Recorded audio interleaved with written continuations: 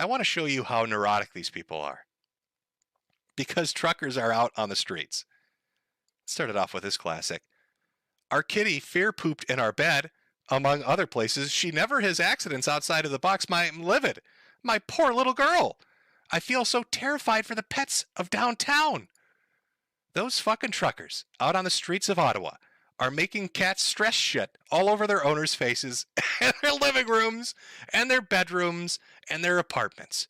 Redditors are locked in their apartments right now with their cats stress shitting all over the place, and there's nothing they can do about it.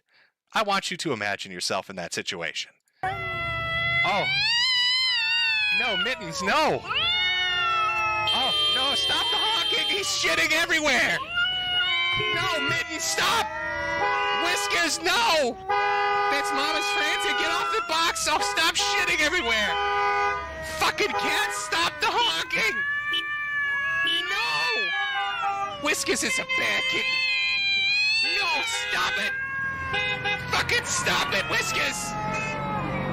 You're getting shit all over Mama's Franzia. No. No. It's a bad cat. That's the life of Redditors right now.